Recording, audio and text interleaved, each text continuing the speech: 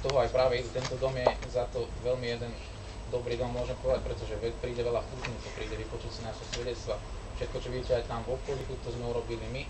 A všetky peniaze, čo máme z toho, neberieme si my do tašiek, do vreciek, ale idú za deti do misií, pretože po rokoch, ako sa komunita začala rozrastať, prichádzalo stále viac a viac mladých, otvorilo sa aj prvých chalanov, čo pocítili v sebe, že by chceli otvoriť aj práve misie, misionárske domy.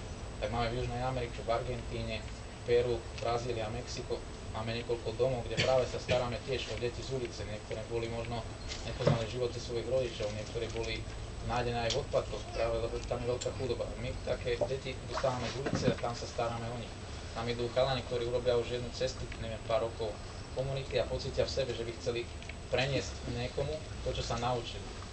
Tak napíšu matke Elvíre a ona im dá to povolenie, aby mohli ísť po niekoľkých rokoch. Samozrejme, tí chalani alebo dievčatá, čo idú do tých misií, keď sa odtiaľ vracajú, hovoria, že tie deti práve ním pomohli. Pomohli im v tom, aby sa stali viacej zodpovednejšími ako otcovia a matky. Takže naozaj si pomáhame jeden druhému. Máme takisto viac ako 60 domov po celom svete. Na Slovensku máme jeden dom Kráľova pri Senci, blízko Trnavy. Tam je jeden dom, teraz neviem, posledná vec, čo som počul na našom dome, že spávali vo vojenskom stane, lebo sa zväčšoval dom, teraz bolo okolo 25 chalanov, neviem, jak je teraz. Máme takisto veľa domov zmiešaných, otvorili sa zmiešané domy pre manželské páry, pretože komunita je už rokmi ako funguje, tí chalani alebo dievčatá možno mali aj prianie zoznámiť sa, oženiť sa, zostať žiť v komunite.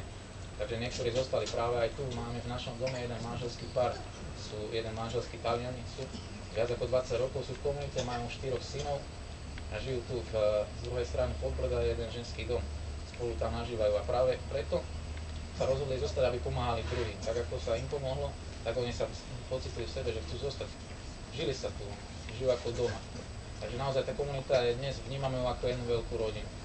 Takisto sú aj tieto zmiešané domy, kde môžu ísť chalani urobiť jedno skúsenie práve tam s dievčatami, ktoré tiež samozrejme musia urobiť jednu cestu, lebo to je jedna cesta, ako som povedal, zrelosti, dozrievania. My, ktorí prichádzame, nevieme nič, máme všetky len návyky z ulice, alebo kradneme, nadávame, boli sme kto vie kde, možno aj pase. Práve preto treba prejsť jednou cestou, aby sme dozreli, ak sa povie. Takže tá komunita, práve vďaka matke Elvíre, ktorá má dnes 74 rokov, v poslednom roku už nemôže rozprávať, čo sa vyčerpala, naozaj dala svoj život naplno. Ešte sa pamätáme, že rozprávala ako rýchlik, hovoria chalani, čo si pamätajú ešte pár rokov dozadu, nemohli ste ju zastaviť. Malá babka asi takto vysoká a melie, jak rýchlik tam. Ale dnes už sa vymlela, jak poviem, ale cíti sa, tá je prítomnosť sa cíti, bola aj tu posledný krát mesiac dozadu sa mi zdá.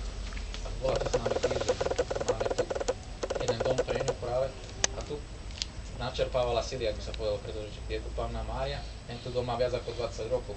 Takže tu tiež prví chalani, čo sem prišli, čo založili tento dom, bolo tiež prvých pár chalanov, 7 chalanov. Takže naozaj tu je tá prítomnosť. A matka Elvíra videla, že tí chalani sa lepšie pochopili na tomto mieste, lepšie sa pocitovali. Tak práve tu založili prvý dom. A tam sa tiež videla prozreteľnosť. Prví ľudia